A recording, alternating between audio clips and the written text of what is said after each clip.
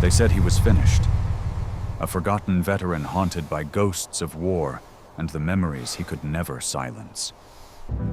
He drove until the roads ended and the forest began. Deep in the Cascades, he found a cabin swallowed by time.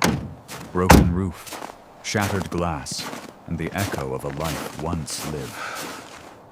But what he didn't know was that this ruin would become his redemption, because beneath that cabin lay a secret, a spring untouched by centuries, pure enough to heal what the world had broken.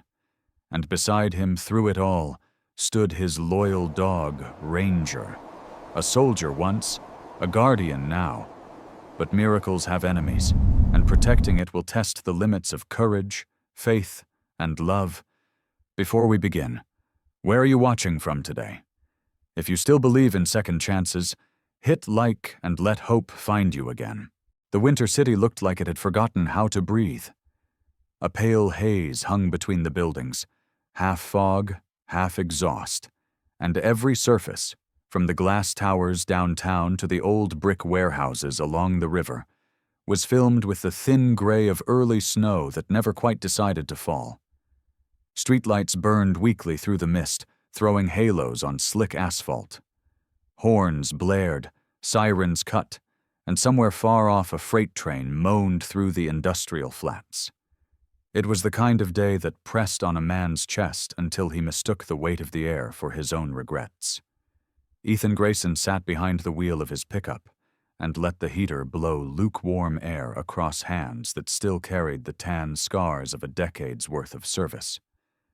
He was 39, broad-shouldered and lean, the kind of build that made strangers assume construction before combat. His hair, once regulation short, had grown out just enough to show a few strands of gray at the temples. He wore a week of beard, not for style, but because shaving had stopped feeling like something worth the effort. The square planes of his face gave him a look of quiet stubbornness, softened only by the tired gentleness in his gray-blue eyes. The dashboard clock read 8:47 a.m. Too late for rush hour, too early to start over. In the back seat sat 3 boxes, one of tools, one of clothes, and one holding the things he couldn't name. His late wife Elena's denim jacket, a photo of them in a Vermont apple orchard, and the triangularly folded flag that had draped his father's coffin years before. He hadn't been to church in months, but that flag still felt like scripture. In the passenger seat, a German shepherd lay with his head on his paws, eyes half closed but ears twitching at every sound. Ranger was 6 years old, a combat K-9 who had once served beside Ethan on convoy routes in Helmand Province. His coat was deep saddle black, fading to bronze on the flanks, his chest pale cream, and his eyes a fierce amber that seemed always 2 seconds ahead of danger. A thin scar, just visible under the fur near his shoulder, marked where shrapnel had grazed him. Like his handler, Ranger carried his history quietly. His loyalty, once trained, had become instinct. Ethan glanced at him. "Last trip, bud," he murmured. Ranger's tail gave one slow thump, the kind that said he understood more than most people ever would. Outside, wind slanted sleet across the windshield. Ethan put the truck in gear and eased onto the street. The tires hissed on wet pavement as he left behind the apartment building that had felt less like a home and more like a waiting room for ghosts. Elena's death 2 years earlier, a highway crash on an icy morning, had hollowed him out. He had tried the things people tell you to try: therapy, group meetings, church breakfasts. He had even volunteered at a veterans center for a while, fixing bikes for kids whose fathers hadn't come home. None of it stuck. The city was too full of reflections. Every diner booth, every intersection, every smell of rain on concrete carried a flash of what used to be.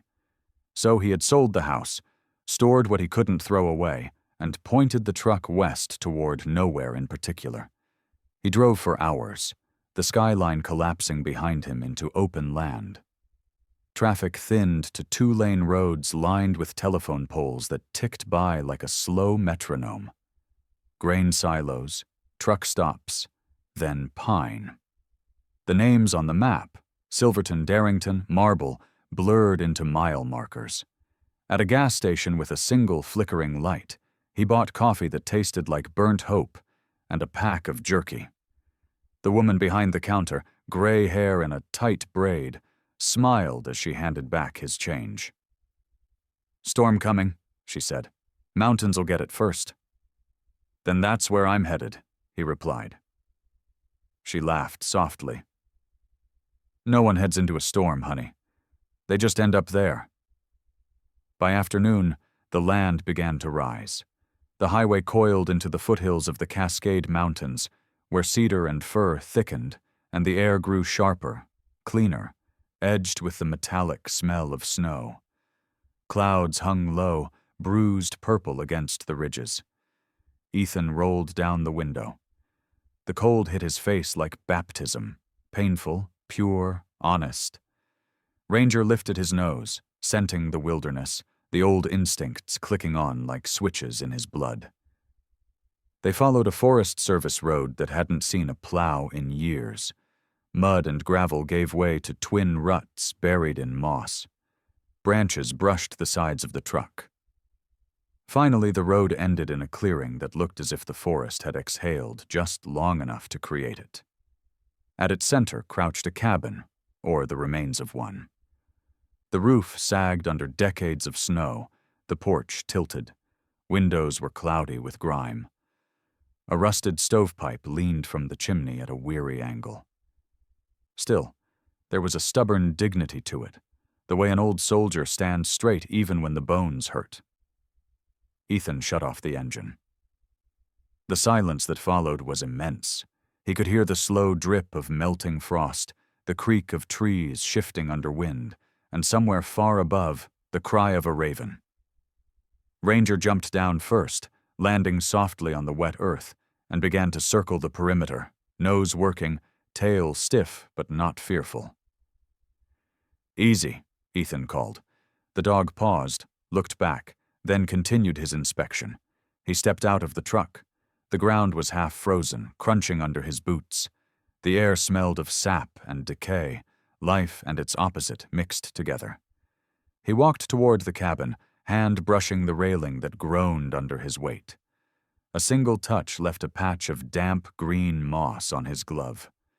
The door stuck halfway, then yielded with a sound like a sigh. Inside, cold occupied every inch.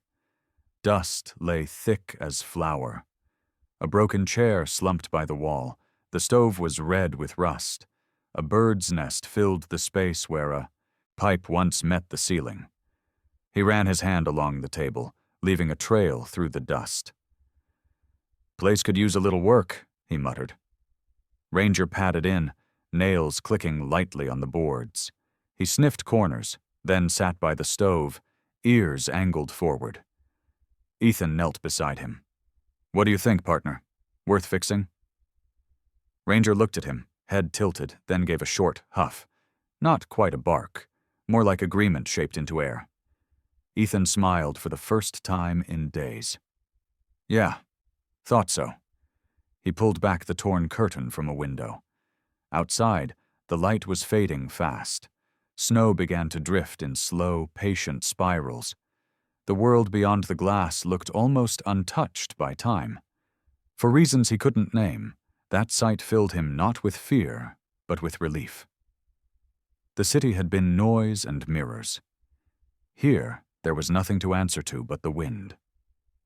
He explored the rest of the cabin, a single narrow room, a loft reachable by a ladder missing 2 rungs, a small alcove that might once have been a kitchen. The boards were warped but dry, which meant the roof still kept most of the weather out. A shelf held a few relics, an empty tobacco tin, a cracked mug, a rusted lantern. Whoever had lived here had left long ago, but not in anger. The place felt more abandoned than forsaken. Ethan set down his pack, unrolled a sleeping mat, and lit a small camping lantern. Its warm yellow glow pushed back the gray corners of the room. Ranger curled near the door, keeping his usual half-sleeping watch. Ethan sat on the floor, back against the wall, and opened the coffee thermos.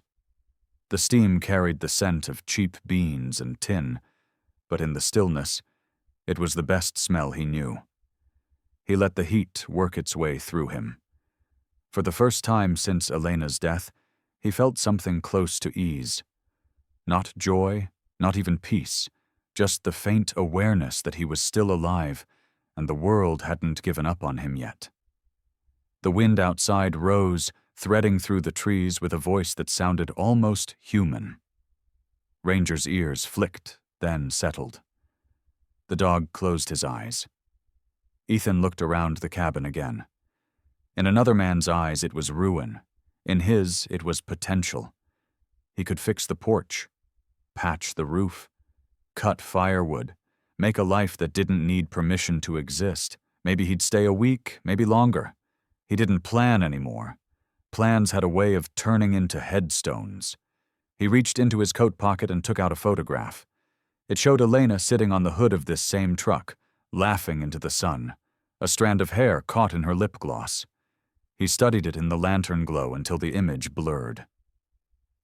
"I'm still here," he whispered, unsure if he meant it for her or himself. The lantern flickered. Outside, snow thickened, drifting sideways now. He rose, crossed to the stove, and tried the damper. It stuck, then gave. Maybe it could still breathe. He smiled at the thought. "Guess we're both a little rusty," he said. By the time darkness sealed the forest, the cabin was as warm as it was going to get, which wasn't much. He wrapped himself in his old marine blanket, Ranger's body a steady weight at his side. The dog sighed once, a long release of tension, and Ethan felt his own muscles mirror it. He thought about how silence had followed him across states, only to become something different here. Not emptiness, but invitation. The cabin didn't care who he'd been or what he'd lost. It only asked what he was willing to build. Snow whispered against the roof. The last thing he remembered before sleep took him was the rhythm of Ranger's breathing and the faint crack of timber settling, as if the cabin itself were acknowledging the presence of life again. For the first time in 2 years, Ethan Grayson didn't dream of war or highways or the color of emergency lights on snow. He dreamed of nothing and woke with everything still possible. Morning came late to the forest. A silver fog clung to the trees, the kind that made the world feel suspended between sleep and waking. The light outside was soft but cold, and it crept into the cabin through cracks in the wall like cautious fingers testing the air. Ethan Grayson stirred on his bedroll, the ache of hard wood in his back, and listened. The sounds were few: wind through pine, the creak of old nails, and the steady breath of Ranger lying beside him. For a long moment, Ethan didn't move. His mind floated in that strange limbo between dream and memory. In his sleep, he had seen Elena standing at the edge of a field, sunlight on her hair, calling his name. He woke before she reached him. That happened often. He exhaled slowly and sat up, rubbing his eyes. His breath fogged in the air. "Well, we made it through the night," he said, voice hoarse. Ranger lifted his head, ears pricking, and thumped his tail twice against the floorboards. Ethan smiled faintly. "You always make it sound like a win." He rose, joints stiff from the cold, and poured a small line of coffee grounds into the pot he'd salvaged from the truck. The smell filled the cabin, bitter but alive. He heated it over a portable burner, listening to the soft hiss of the flame. Outside, the fog began to thin, revealing a pale winter sky stretched tight over the treetops. The cabin looked no better in daylight, just more honest. Boards warped and bowed, nails rusted, windows fogged. But there was a rhythm to the decay, a pattern that invited repair. Ethan ran his hand along the wall, tracing the deep grooves left by time. "You've got good bones," he muttered, as if the structure could hear him. Ranger was already moving, nose close to the ground. The dog's steps were measured, purposeful. He paused near the hearth, sniffed, then padded toward the center of the room. There, he stopped, ears forward. Ethan poured coffee into a tin mug and followed. "What is it, boy?" Ranger's paw scratched once against the wood. The sound was soft but insistent. Ethan crouched beside him, setting the mug aside. The floorboards here were uneven, one slightly raised, as though the wood had swollen or something beneath it had shifted. He pressed his palm flat. The board flexed faintly under pressure. "Loose," he murmured. He fetched his folding knife and wedged the blade between the cracks, prying gently. The wood lifted with a reluctant groan, releasing a puff of stale, earthy air. Beneath it lay a shallow pocket stuffed with dirt and pine needles. Something glinted faintly inside. Ethan reached in and pulled out a small, folded scrap of paper, brittle with age. The edges were darkened by moisture, the surface creased and soft. He unfolded it carefully, holding it near the light. There were no words, only faint lines drawn in fading ink, contours like elevation marks, intersecting ridges, and at the bottom, a simple symbol, a droplet. He frowned. "A map?" Ranger leaned closer, sniffed the paper, then looked up at Ethan expectantly. "You found it," Ethan said, scratching the dog's neck. "So I guess it's yours, too." He set the paper on the table and studied it. The droplet. It was so deliberate, so intentional. Maybe a mark of water, maybe something else. He tried to trace the lines with his finger, following ridges that seemed familiar. The forest around them, maybe? The mountains?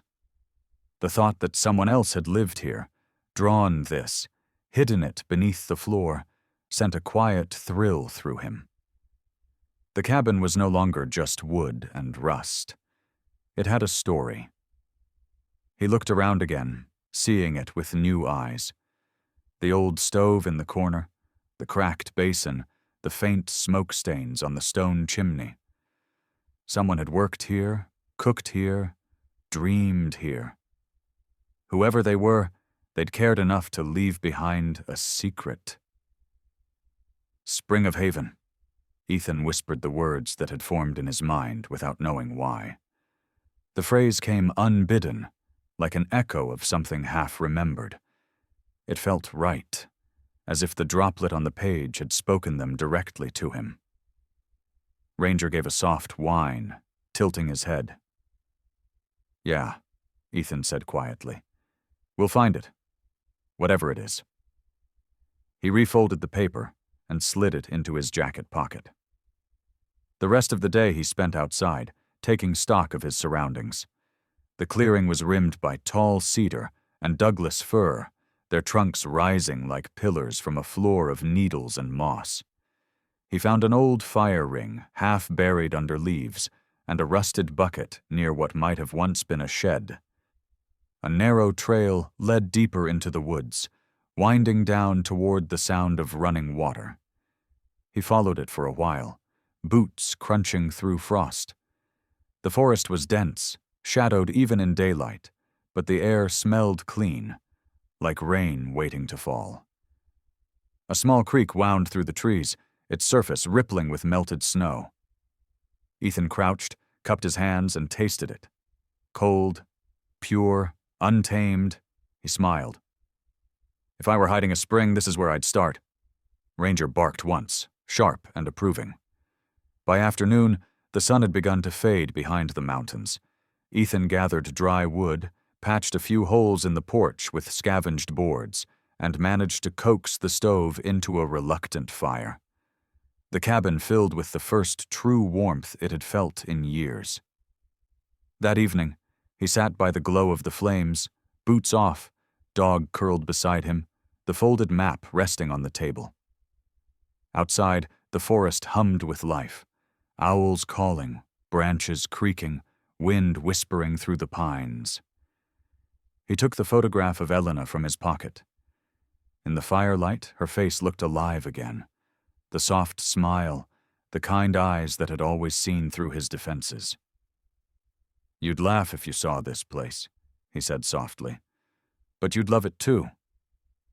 Ranger's ear twitched at the sound of his voice. "I don't know what this map means," Ethan continued, "but it feels like something I was supposed to find." He looked around the cabin. "Maybe that's the point. Maybe you don't fix yourself by forgetting. Maybe you fix yourself by rebuilding something that needs you." He leaned back against the wall. The fire popped. Outside, snow began to fall again, lazy flakes drifting down through the moonlight. Ranger lifted his head, eyes catching the glow. Ethan reached down and rested a hand on the dog's back.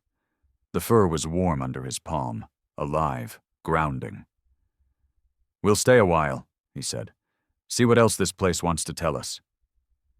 The words hung in the quiet, as steady and certain as a vow. When Ethan finally lay down to sleep, the folded map rested under his hand.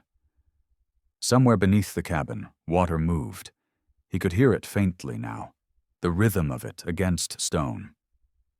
He imagined the droplet symbol glowing softly in the dark, waiting.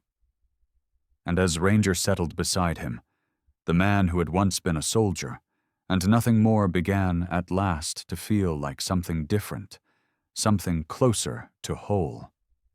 The snow had returned by dawn, a light curtain of flakes drifting through the mist like lost feathers. Ethan woke to the sound of wind brushing against the cabin walls, a low, constant whisper that made the world feel half asleep. The fire had burned low during the night, just embers now, glowing faintly in the iron stove. Ranger lay curled beside him, chest rising and falling with steady rhythm, the faint twitch of a dream running through his paws. Ethan sat up slowly, joints stiff, and fed the fire with a handful of dry bark. The flames came reluctantly at first, then caught, licking up the blackened wood. The warmth spread, pushing back the chill. He poured water from the canteen into a dented pot, adding coffee grounds with practiced precision. The smell filled the air, bitter, comforting, human. Outside, the forest stretched in endless quiet. A gray morning, dense with mist and snow, cloaked the trees so completely that the horizon had vanished. Ethan watched it from the doorway, one hand on the frame, steam rising from the mug in his other hand. He wasn't sure what day it was anymore, and for once, he didn't care. The map fragment still rested on the table, next to his knife. He traced its lines every night, as if hoping they'd shift and reveal new meaning. That droplet symbol. It haunted him. Ranger trotted up behind him and pressed his head against Ethan's thigh. The gesture was simple, grounding. "Morning, partner," Ethan murmured, rubbing the dog's neck. "Guess it's another day in paradise." They stepped out into the snow. The world was a hush of white and silver. Every sound felt softened, muffled by the snow's patient weight. Ethan's boots sank deep, each step leaving a trail that quickly began to fill again. Ranger moved ahead, tail high, nose to the ground, the born scout. The day passed in work. Ethan cut more firewood, reinforcing the roof with salvaged beams from the collapsed shed. Each swing of the axe echoed against the mountains like a slow heartbeat. Sweat steamed off his back, even in the cold. He was so focused he almost didn't notice the sound. Distant, rhythmic, unnatural. A crunch of snow, a step, then another. Ranger froze, head lifting sharply, ears cutting the air. A low growl rumbled in his throat. Ethan straightened, axe still in hand, eyes scanning the tree line. The fog shifted. Between the trunks, a shape moved. Tall, human, wrapped in a faded red ranger's jacket. Easy, Ethan whispered to Ranger, lowering the axe but keeping it close. The figure stopped a few yards away, snow up to his boots, his breath visible in the air. He looked to be in his mid-50s, with silver in his beard and lines carved deep by wind and solitude. His jacket bore a Forest Service patch, frayed but unmistakable. "Didn't expect to find anyone out here?" the man said, voice calm, steady. "Same," Ethan replied. The stranger nodded once. "Name's Ron Mallory, Forest Service. Been patrolling this region 20 years. His tone carried no authority, just quiet curiosity. "Most folks who wander this deep do it for a reason." Ethan studied him. Weathered face, sharp eyes, movements slow and deliberate, the kind of man who knew the woods like a second skin. "Just needed space," Ethan said finally. Mallory smiled faintly beneath his beard. "Yeah, woods'll give you that. But they'll take things too if you're not careful." He looked past Ethan toward the cabin. "You fixing that place up?" "Trying to keep the snow out." Mallory stepped closer, but not too close, always leaving a respectful distance. Ranger's eyes followed him, the growl fading into cautious silence. "No law against living here," Mallory continued. "Technically, this land's public domain. Nobody's cared about that cabin since Carter was in office. I'd just like to know who's breathing in my woods." Ethan's shoulders eased a little. "You always this friendly to strangers?" Mallory chuckled. "Only the ones who talk back." They shared a brief laugh, the kind that feels unfamiliar after too long alone. Mallory glanced at Ranger. "Fine-looking dog. Shepherd?" "Yeah. Served with me overseas." Mallory nodded, his expression shifting. Respect, maybe even understanding. "Dogs like that don't forget who they are. Neither do the men who walk beside them." For a while, they stood in easy silence. Two men shaped by solitude, each recognizing something of himself in the other. Finally, Mallory adjusted the strap of his pack. "You got food and heat. That's good. But winter bites hard in these mountains. If you need supplies, there's a trading post 20 miles east. Tell them Mallory sent you. They'll treat you fair." "I appreciate that." Mallory started to turn back toward the trees, then hesitated. His gaze drifted toward the ground, where Ranger's tracks circled the cabin. "Watch for wolves," he said quietly. "They've been moving closer this season, smarter than usual." Ethan nodded. "Thanks for the warning." The ranger gave a small wave and disappeared into the mist as quietly as he'd come. Ethan stood there for a long time, listening to the forest settle. Snow drifted off the branches, landing softly at his boots. Beside him, Ranger sniffed the air, then looked up as if to ask what came next. "That guy's all right," Ethan said. "Reminds me of the old sergeant I had. Gruff, but fair." Ranger wagged his tail once, as if agreeing. That night, Ethan sat by the fire, turning the map over in his hands again. Mallory's visit had unsettled him in a strange way. Not threatening, but awakening. He realized how long it had been since he'd spoken to another human being, how easily silence had become a habit. He unfolded the map once more. The droplet symbol gleamed faintly in the firelight, almost alive.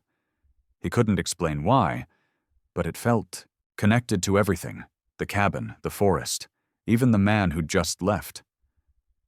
"Protect Haven." The words came to him unbidden, as if whispered through the walls. Ranger stirred, lifting his head. His ears twitched, eyes following Ethan's movements. "You hear it too?" Ethan said softly. The dog's tail brushed the floor once. Outside, the snow deepened. The storm thickened until the world vanished beyond the windows. The cabin groaned under its weight, but the fire held. Ethan leaned back, eyes heavy, the hum of wind and wood blending into something almost melodic. He dreamed of Elena again. But this time, she wasn't calling from a distance. She stood closer, her smile calm, her eyes kind. Behind her, the forest shimmered, not in flame or ruin, but in light. When Ethan woke, dawn had broken. The storm had passed, leaving the world untouched, pure. Ranger was already at the door, tail wagging, eager. "All right," Ethan murmured, standing and stretching. "Let's see what else this place wants to show us." They stepped outside together. The forest sparkled, every branch laced with frost. The air smelled sharp and new. Somewhere, deep beneath their feet, the earth whispered with the slow, secret pulse of water. And for the first time in years, Ethan Grayson didn't feel like a man running from his ghosts. He felt like someone walking toward something sacred. The storm had left the world shining. By the time the sun climbed over the Cascade ridges, the forest looked reborn, every branch sheathed in ice, every shadow sharp as glass. Ethan Grayson stood outside the cabin, snow crunching under his boots, breath ghosting in the cold. He felt the kind of quiet that came after chaos. Not emptiness, but peace. Ranger bounded ahead through the powder, his black and tan coat catching flashes of light. He stopped at the tree line, nose twitching, scanning the ridge. Ethan smiled. "Go on, soldier. Clear the perimeter," he said. The dog barked once and darted off, tail a dark flag against the snow. Ethan turned back toward the cabin. The roof still sagged in one corner, but his repairs had held. Smoke trailed from the chimney, a small sign of life in a place forgotten by time. Inside, the warmth hugged the air. The stove crackled, coffee brewed, and for the first time since he'd arrived, the cabin no longer smelled of dust and rot. It smelled lived in. He sat at the table, the faded map unfolded before him. The droplet symbol seemed to glimmer faintly in the morning light. He traced it with a calloused finger. "What are you trying to tell me?" he murmured. Ranger returned, paws dusted with snow, shaking off flakes in a flurry. He sat beside Ethan, head tilted. "Nothing out there?" Ethan asked. The dog's amber eyes said enough. "All clear." Ethan chuckled softly. "Guess it's just us again." He reached for his mug, but froze halfway. A sound, faint, distant, drifted through the cabin. Not the wind, not the creak of timber, something mechanical, a soft hiss, then a pulse. He stood, listening. The noise seemed to come from the far corner, near the wall where the floorboards had warped. He crouched and pressed his ear to the planks. There it was again, a crackle, like an old radio gasping for breath. "Ranger," he said quietly, "get the lantern." The dog tilted his head, confused. Ethan smiled, despite himself. "Right. That one's on me." He fetched the lantern himself, kneeling to inspect the corner. With a slow, careful motion, he pried up another loose board. Beneath it lay a shallow recess, half filled with dirt and debris.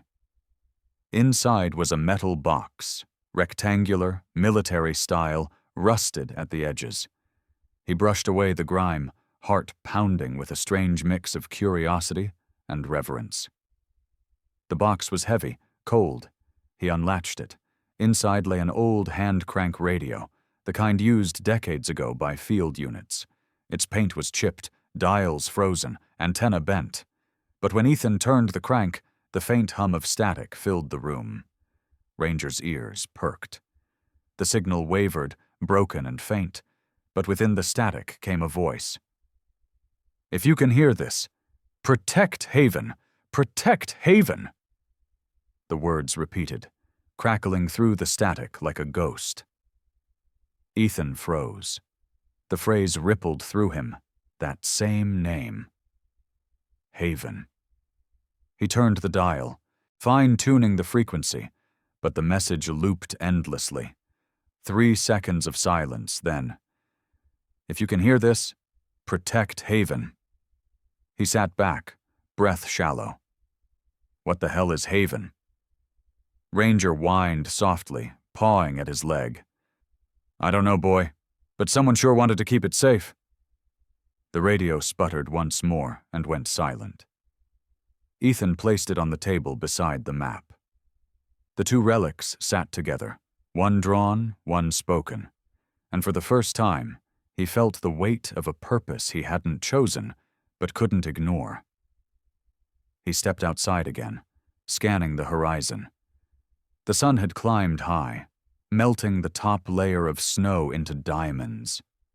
Somewhere out there, the spring still pulsed beneath the ground. He thought of Maeve Aldridge, the long-forgotten ranger whose notes were rumored to protect something sacred. He didn't know her story yet, but he would. That afternoon, he worked harder than he had in months. He reinforced the cabin walls, dug a drainage trench to guide melting snow, and cleared the roof of ice. Each swing of his hammer felt less like labor and more like communion, a conversation between man and land. Ranger followed him everywhere, carrying sticks, sniffing for trouble, always alert. At one point, the dog froze mid-step and barked toward the ridge. Ethan turned, nothing there but wind and trees. Still, he felt it too, a presence, unseen but watching. "Wolves, maybe," he said, though his tone wasn't sure. As dusk fell, the forest deepened into shadow. Ethan lit the lantern inside, the soft amber glow spilling across the cabin walls. The radio sat silent now, but its presence lingered like a hum beneath his thoughts. He ate a simple meal, beans, jerky, and black coffee, then sat near the fire with Ranger curled at his side. He reached for the map again, tracing the droplet symbol. The lines seemed clearer now, almost guiding him toward the north ridge. Maybe that's where the spring lay. Maybe Haven wasn't a place, but a promise. He took out Elena's photograph and studied it in the flickering light. Her smile hadn't changed in all these years, though the man who looked at it had. "You'd think I've lost it, wouldn't you?" he said softly. "Talking to ghosts, chasing whispers." Ranger lifted his head, as if in quiet protest. Ethan smiled. "Yeah, you're right. Maybe this isn't madness. Maybe it's meaning." Outside, the wind rose. The snow began again, gentle at first, then heavier. The trees groaned under its weight. A branch cracked somewhere in the dark, echoing like a warning shot. Ranger stiffened, standing alert. Ethan followed his gaze to the window. Two pale lights glowed beyond the tree line, eyes wide and still. Wolf or something else, he couldn't tell. "Easy," Ethan whispered. The lights lingered, then disappeared into the white. He waited another minute before exhaling. Guess we're not alone out here, after all. The rest of the night passed in uneasy quiet. The wind howled through the gaps in the roof, the lantern flickered, and once or twice the radio hissed softly, as if remembering how to speak. Ethan couldn't shake the feeling that the voice wasn't just a recording. It felt aware, responsive, almost alive. Near midnight, he dreamed again. But this time it wasn't Elena who came. It was a woman he didn't recognize. Tall, lean, dressed in an old ranger's uniform. Her hair was braided, her hands stained with soot. She stood beside a spring that shimmered like glass, water glowing faintly blue. She looked straight at him. "Protect Haven," she said. Her voice was the same one from the radio. Ethan woke with a start, breath sharp in the cold air. The fire had burned low again, embers pulsing red. Ranger lifted his head from sleep, eyes catching the light. "It was her," Ethan whispered. "The ranger. Maeve Aldridge." He rose and crossed to the table. The radio sat where he'd left it. He turned the crank once more. Static. Then, faintly, The same phrase, softer now, almost tender. If you can hear this, protect Haven. Ethan stood there for a long moment, listening. The snow outside had stopped. The wind was still. He looked down at Ranger. Guess we've got our orders, huh? The dog thumped his tail once in quiet agreement. Ethan smiled, a small, tired smile, but the kind that carried strength. Then we start tomorrow. He blew out the lantern. The room fell into darkness, save for the faint red glow of dying embers, and the soft hum of a promise waking in the walls. The thaw came slowly. Days stretched longer, the snow retreated in shimmering patches, and water began to sing again beneath the frozen earth. Ethan Grayson woke to the sound of it, soft trickles threading beneath the cabin floor, a rhythm older than any clock. He sat at the table with the map and the radio before him, tracing the droplet symbol with one hand, listening to the silence between the static. Ranger slept by the hearth, his paws twitching in dream. The fire popped softly. It was a morning like many others, quiet, watchful, still. But something in the air felt charged, as if the forest itself were holding its breath. Ethan stepped outside, rifle slung across his back, scanning the tree line. The world smelled of thawing pine and wet soil. Above, ravens circled lazily in the pale blue sky. The forest was awake. "Come on, boy," he said. "Let's take a look downstream." Ranger bounded forward, eager, his paws sending up sprays of melting snow. They followed the narrow creek north, through the maze of firs and cedars. The water grew stronger as they walked, fed by hidden veins deep within the mountain. After an hour, they reached a clearing Ethan hadn't seen before, a hollow framed by boulders and tangled roots. The air was warmer here, faintly sweet. Steam drifted from the ground, curling around Ranger's legs. Ethan knelt and touched the soil. It was warm. "Hot spring," he murmured. "Natural vent." But the warmth wasn't just heat. It pulsed, steady as a heartbeat. Beneath his fingers, the earth seemed to breathe. Before he could stand, a sound cracked through the forest. Sharp, human. A cry. Ranger's head snapped up, ears high. "Someone's out there," Ethan whispered. They moved fast. Down the ridge, through the undergrowth, until they found her, half buried in snow, tangled in roots, one boot missing. A woman, maybe early 30s, with auburn hair matted to her face. Her jacket was torn, the patch on the sleeve faded but legible. Geological Survey Division. "Hey," Ethan said, kneeling beside her. "You with me?" Her eyes fluttered open, pale green, unfocused. "Water. I followed. The sound," she rasped. "Don't talk. Save your strength." He lifted her carefully, checking for breaks. Nothing broken, but she was half frozen. Ranger whined, circling close, tail low. Ethan wrapped his coat around her and hoisted her onto his shoulder. "Hang on, ma'am. We're getting you out of here." The hike back felt endless. The snow bit at his boots, and she drifted in and out of consciousness, whispering fragments, breathing earth, warmth under stone. They said it wasn't real. By the time they reached the cabin, Ethan's arms burned with exhaustion. He laid her near the stove, wrapped her in blankets, and set a pot of snowmelt to boil. Ranger lay beside her, keeping watch. When her breathing steadied, Ethan studied her face. Freckled, sunburned, the look of someone used to chasing the horizon. Hours passed before she stirred again. Her voice came soft but sure. "You're not Forest Service, are you?" Ethan shook his head. "Name's Grayson. Cabin's not mine, but it'll do. You?" "Clara Jensen," she said. "Geologist. I was part of a survey team mapping the Cascade fault lines. A few miles east, the ground caved. Lost contact with base." Ethan handed her a tin cup of water. "You're lucky we heard you." She drank slowly, then glanced around the room. Her eyes caught on the map. "That marking," she said, pointing to the droplet. "Where did you get that?" "Found it under the floorboards," Ethan said. "And this." He tapped the radio. Clara leaned closer, studying the device. "That's military, Vietnam era. How'd it end up here?" He shrugged. "Don't know, but it plays a message, repeats one phrase. Protect Haven." Her expression shifted, half disbelief, half fear. "You've heard it too." Ethan frowned. "What do you mean, too?"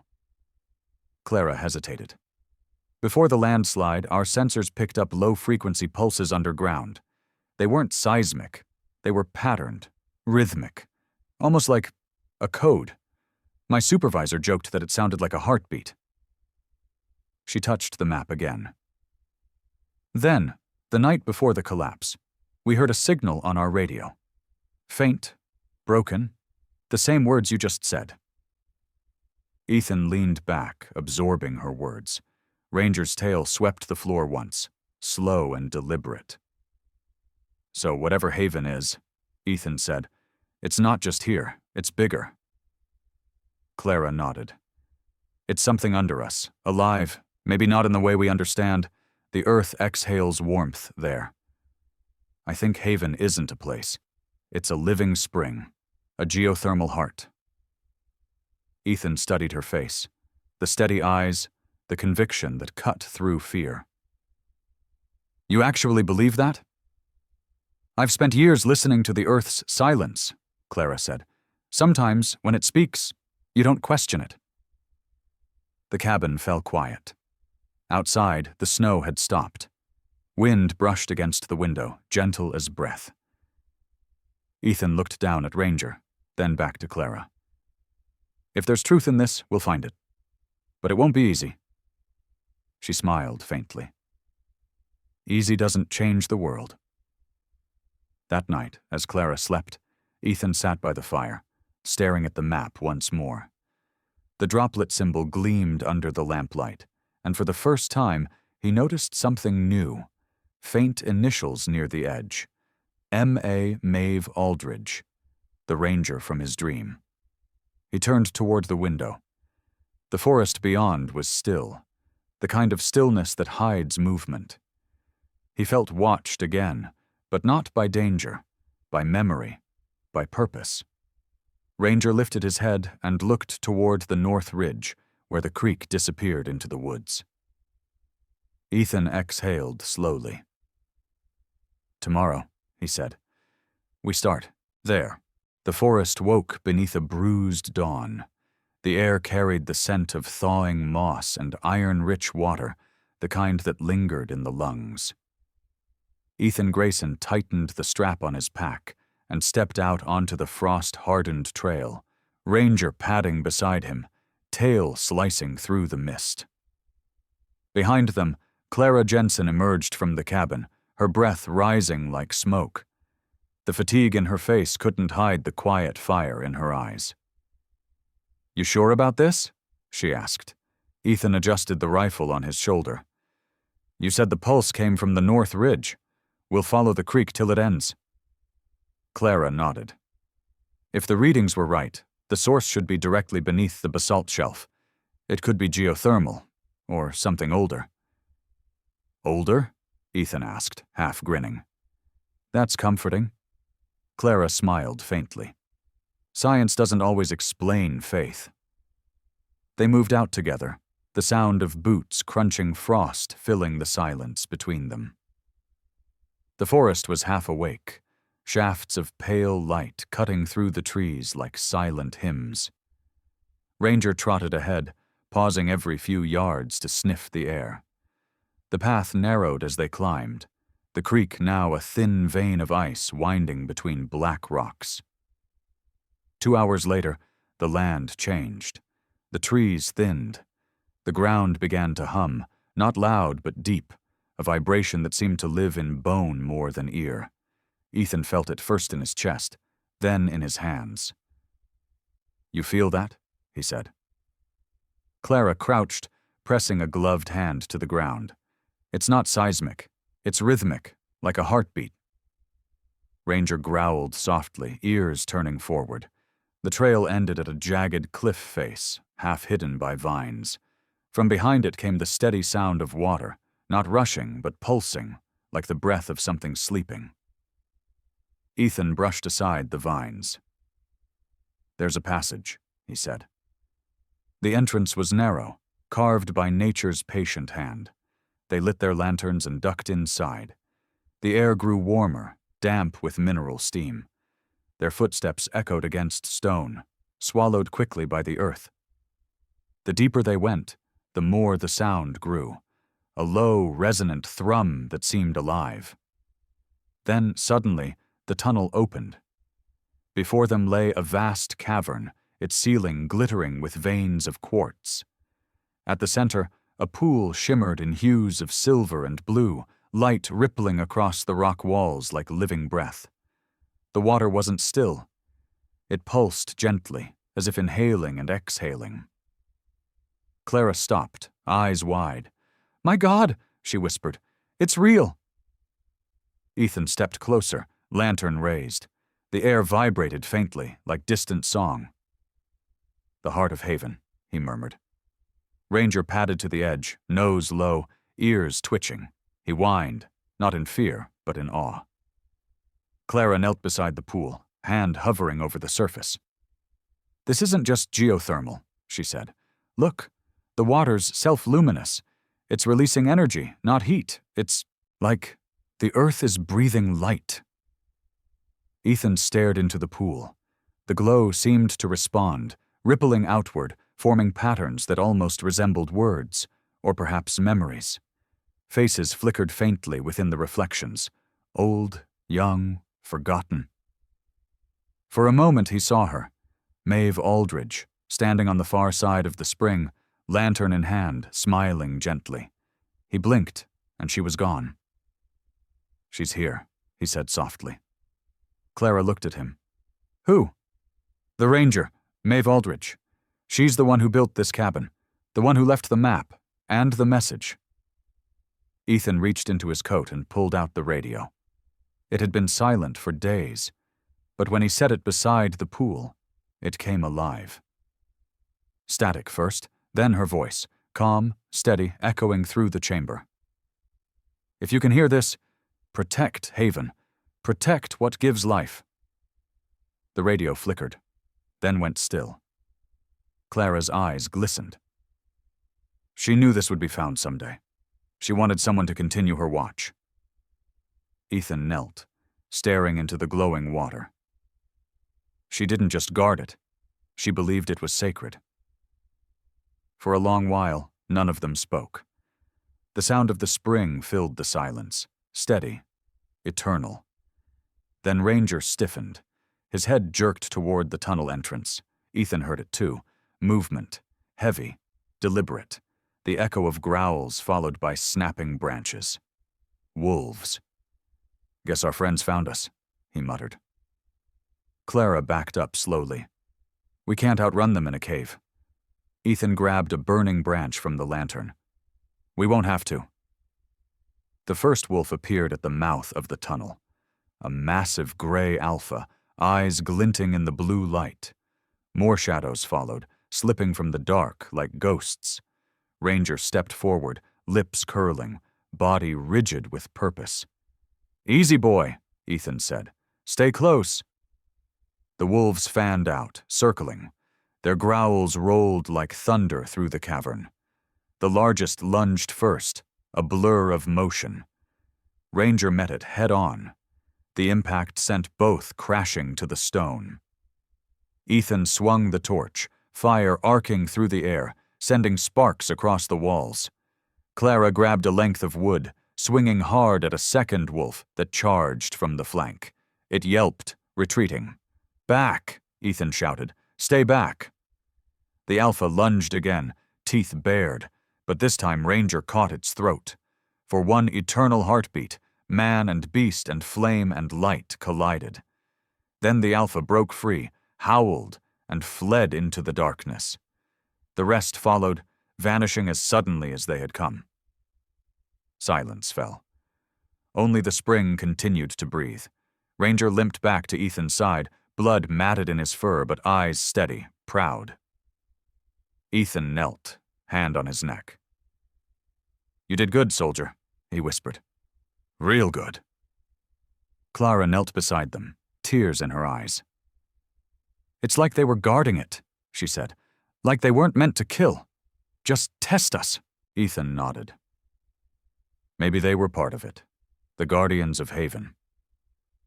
They turned back towards the pool. The light within it flared brighter, filling the cavern with warmth. The wounds on Ranger's shoulder stopped bleeding, the skin knitting clean beneath the glow. Ethan stared, speechless. Clara touched the water and gasped. "It's healing.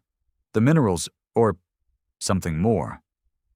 Ethan's voice came rough with awe. "It's a miracle." They stood there until the glow began to fade, the light settling into stillness again. Ethan turned off the lantern. The cavern didn't need it anymore. By dusk, they made their way back to the cabin. The forest was calm now, quiet in a way that felt complete. When they reached the porch, Ethan stopped and looked back toward the ridge. The wind moved through the pines, carrying faint whispers. He thought he heard her again. Maeve Aldridge's voice, woven in the wind. "Thank you." Inside, Clara tended to Ranger while Ethan set the radio on the table. It crackled softly, alive again, but this time, instead of static, there was only a faint hum, like a heartbeat in rhythm with the earth itself. Clara looked up. "What now?" Ethan smiled faintly. "Now? We protect it, same as she did." He poured water from the creek into 2 cups and handed her one. The liquid shimmered faintly under the lantern light. They drank in silence. Outside, the snow began again, gentle, forgiving. Ranger curled near the fire, eyes closing, his body peaceful, healed. Ethan watched the flames dance, the radio pulse, and the forest breathe. For the first time in years, he didn't feel haunted. He felt home. And far beneath the earth, the heart of Haven kept beating. Steady, Itere. Sometimes, God's miracles don't come with thunder or light. They arrive quietly, in the form of second chances, loyal hearts, and people who refuse to give up. Haven wasn't just a place Ethan found in the mountains. It was what God had placed inside him all along, a spring of faith buried deep beneath the ashes of loss. And when he chose to believe again, that spring came alive, not just for him, but for everyone who followed. Maybe you have your own haven waiting to be discovered, a place inside your heart where grace still flows, where healing begins the moment you decide to hope again. Because every sunrise, every act of kindness, every soul that refuses to turn bitter, that is a miracle. And it's God's way of whispering, "I'm still here. You were never alone." If this story touched your heart, share it with someone who needs to be reminded that miracles are still real. Leave a comment and tell us, what's your haven? And if you believe that God still moves in quiet ways through broken people and forgotten places, subscribe, so together we can keep telling stories that remind the world faith still heals, love still saves, and hope still finds its way home. May the Lord bless you and keep you. May He guide your steps through every storm, and may His light lead you to your own haven, where peace and purpose flow like living water.